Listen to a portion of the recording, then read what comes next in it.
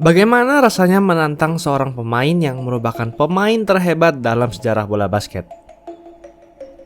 Bagaimana rasanya membuat pemain tersebut marah, menandai Anda, dan mengejar Anda hingga ketakutan? Michael Jordan terbukti merupakan pemain terhebat dalam sejarah NBA. 5 kali NBA MVP dan 6 kali menjadi juara NBA. Namun dalam karirnya, masih saja ada orang yang berani menantangnya dan membuatnya marah. Dan Jordan pun tidak pernah tinggal diam. Jordan memang terkenal sebagai pemain yang mudah emosi dan sangat kompetitif, hingga keluar meme "I took it personally" yang terinspirasi dari sosok Michael Jordan. Dalam episode kali ini, akan kami bahas 5 momen balas dendam Michael Jordan. Sebelum lanjut, jangan lupa like dan subscribe ya. Simak ulasan berikut ini. George Karl versus Michael Jordan. George Karl yang merupakan head coach dari Supersonics memiliki dendam tersendiri kepada Michael Jordan. Saat di tengah NBA Finals 1996, ia sempat mengabaikan MJ saat mereka bertemu pada makan malam di suatu tempat. MJ pun emosi terhadap hal ini, dan bahkan cerita ini diangkat di dokumenter The Last Dance. MJ akhirnya membalasnya dengan mengalahkan Supersonics dalam 6 game. Dan di musim selanjutnya, George Karl pun masih menyimpan dendam. Sekitar 3 minggu sebelum MJ berulang tahun yang ke-34, pada 17 Februari 1997, George Karl berkata, "His air has gone out from Air Jordan," yang artinya bahwa MJ sudah kehilangan atletisme dan lompatannya, dan sudah tidak sesuai lagi dengan julukannya Air Jordan. George juga berkata bahwa MJ sengaja mengganti gaya permainannya menjadi lebih sering melakukan jump shot karena hal itu. George pun ternyata telah membuat hati MJ marah dan membuat kesalahan besar. Ron Harper, rekan setim MJ yang mengetahui hal ini, berkata, "Hal buruk apapun yang Anda katakan tentang MJ justru akan kembali menjadi bumerang kepada tim Anda." Bahkan Gary Payton, pemain Supersonics sendiri berkata, "Bila Anda mencoba untuk mengganggunya, dia tidak akan memberimu 25, namun justru 50. MJ pun yang mengetahui hal ini langsung berkata, "Aku tidak takut untuk melakukan apapun di lapangan. Kalau aku diberi kesempatan untuk melakukan jump shot, aku akan mengambilnya." Dan pada 1 Februari 1997, MJ melakukan ini kepada Supersonics. His perimeter shot. And here's Jordan's game. He knows how to get fouled. What a move by Jordan. Putting moves on Kemp.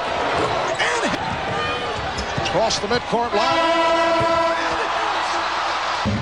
Jordan for the three. Yes. 45 for Jordan. MJ pun finish dengan 45 points. Ron Harper pun memberi saran kepada George Karl. "Kalau aku menjadi George Karl, aku lebih baik diam." Isiah Thomas versus Michael Jordan. Persaingan Isiah Thomas dengan Michael Jordan memang sangat terkenal. Antara Pistons yang selalu membuat Bulls gagal melaju jauh di playoff. Pistons juga bermain sangat kasar saat mereka harus berhadapan dengan Michael Jordan dan menerapkan Jordan Rule. Semua itu dipimpin oleh Isiah Thomas, kapten Detroit Pistons. Persaingan ini terbilang persaingan yang tidak sehat. Pada final wilayah barat playoff 1991, di mana Bulls pertama kali berhasil mengalahkan Pistons, Isiah Thomas dan rekan-rekannya sengaja tidak berjabat tangan dengan pemain-pemain Bulls untuk menunjukkan sportivitas.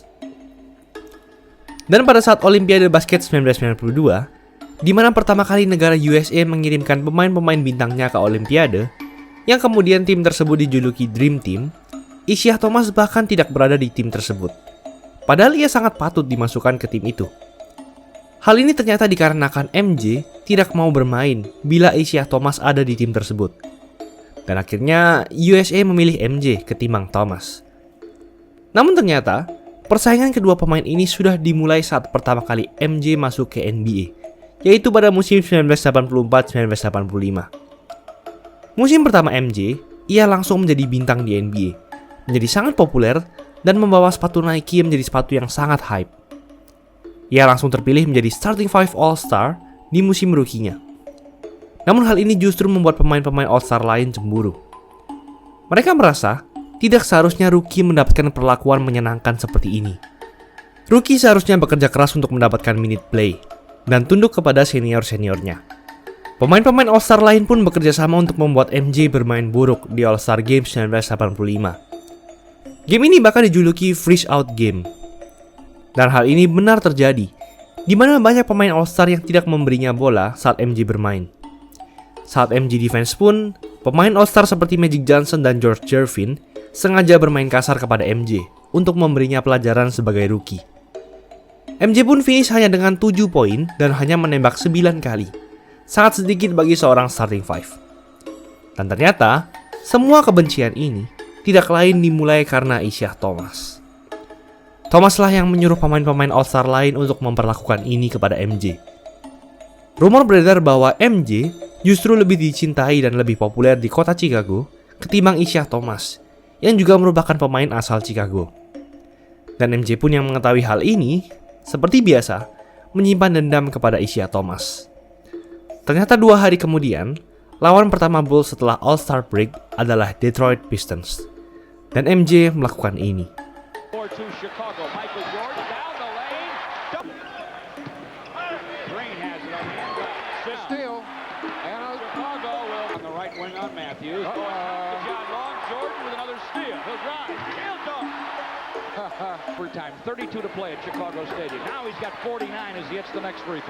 MJ finish dengan 49 points dan menandai dimulainya rivalitas antara dirinya dengan Isiah Thomas. Stan Van Gundy versus Michael Jordan. Berbeda dengan Giannis yang justru tidak suka berteman dengan lawannya di luar lapangan, karena hal itu akan membuat Giannis tidak akan maksimal saat bermain basket di lapangan, MJ justru sebaliknya. Meskipun MJ adalah pemain yang mudah emosi dan sangat kompetitif, namun itu hanya terjadi saat bermain di lapangan. Di luar lapangan, ia sangat dekat dengan lawan-lawannya. Ia suka bermain golf bersama dengan lawan-lawannya dan berhubungan baik dengan mereka. Namun hal ini justru dilihat dengan sisi yang berbeda oleh pelatih New York Knicks saat itu, Jeff Van Gundy.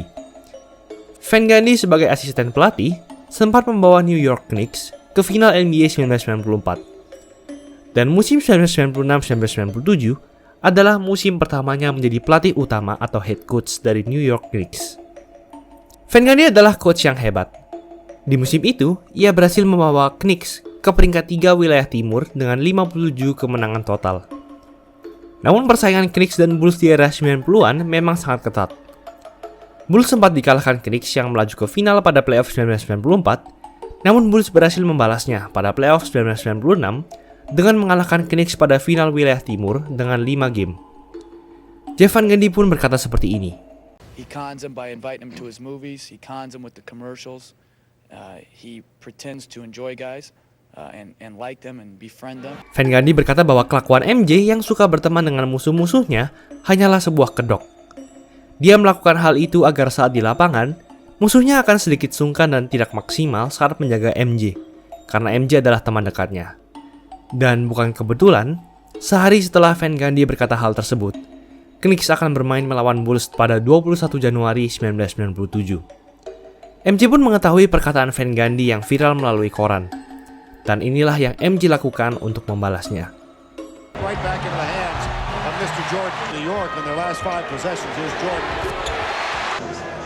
5 turnovers in the last. Finds Jordan. Jordan with 49. Jordan now has 51. And he is screaming at Jeff Van Gundy. And he's feeling it. He was not going to pass that ball. Saat MJ selesai menembakkan poin terakhirnya yang ke-51, MJ berteriak ke Van Gundy, "Sepertinya aku tidak punya teman baru hari ini." John Calipari versus Michael Jordan. Di sini sedikit berbeda. Karena John Calipari justru tidak pernah berkata apa-apa kepada Michael Jordan. John adalah head coach dari New Jersey Nets pada musim 1997-1998, musim terakhir Michael Jordan bermain di Bulls. John tidak pernah men-trash talk Michael Jordan atau menjelek-jelekannya sama sekali, karena ia tahu bahwa hal itu justru akan menjadi bumerang bagi timnya. Namun Jordan ternyata diam-diam tidak menyukai John Calipari. Saat di ronde pertama playoff 1998, MJ dan Bulls harus bertemu dengan New Jersey Nets dalam playoff best of 5 series. Dan MJ pun mendominasi Nets dengan menang 2 game pertamanya. Hanya tinggal 1 game lagi yang harus dimenangkan untuk lanjut ke ronde kedua. Setelah diselidiki, ternyata cara John melatih pemain-pemain Nets lah yang membuat MJ tidak menyukainya. John selalu berkata kasar dan berteriak kepada pemain-pemainnya untuk terus lari di lapangan. Hal inilah yang membuat MJ merasa John adalah pelatih yang annoying. Dan saat di salah satu timeout, terjadilah momen ini. Force them to see if Burrell can play him inside. Let's see if Van Horn can improve his. Jordan melakukan death stare, melihat John dengan cara yang menyeramkan. Dalam sebuah interview pada 2020 tahun lebih setelah hal ini terjadi, John berkata bahwa ia menyadari hal ini. Namun ia sengaja tidak melihat MJ kembali karena ia takut. Dan MJ pun melakukan ini kepada John dan timnya. Michael Jordan going in off the glass. Fouls to give for the Nets. Michael Jordan at the buzzer. Jordan with a great fake lays it in. Michael Jordan will hit the jump. MJ finish dengan 38 points.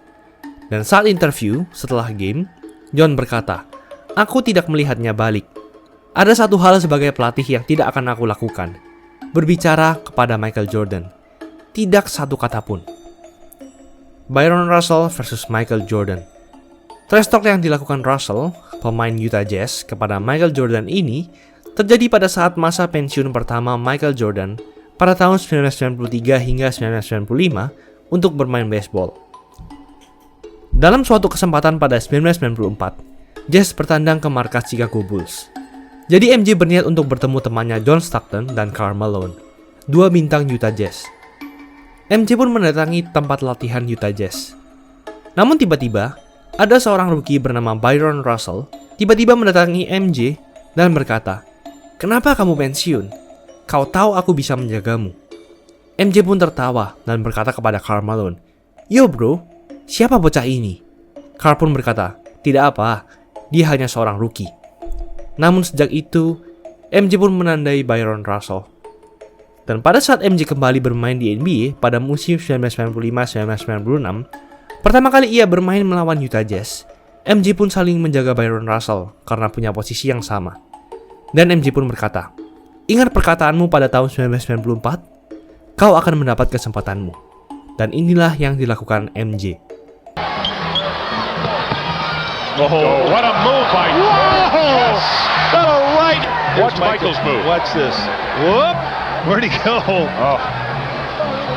man. Poor Brian Russell. Sejak itu, Russell pun sadar bahwa ia telah mencari masalah dengan orang yang salah. Banyak sekali pembalasan MJ yang dilakukan kepada Russell, seperti mengalahkannya pada final NBA 1997. Namun yang paling ikonik adalah yang satu ini. From Game 7 or from championship number 6. Jordan open. Chicago with the lead. Ya, orang yang di ankle breaker MJ adalah Byron Russell. Dan play ini adalah play terakhir sekaligus play terbaik Michael Jordan dalam sejarahnya bermain bersama Chicago Bulls. Dan Bulls lagi-lagi mengalahkan Utah Jazz pada NBA Finals 1998. Itulah ulasan mengenai episode kali ini. Yo guys, buat kalian yang mau cari-cari jersey basket, langsung aja cek sosmed @easysportswear. Tersedia di Shopee, di Instagram, dan Tokopedia.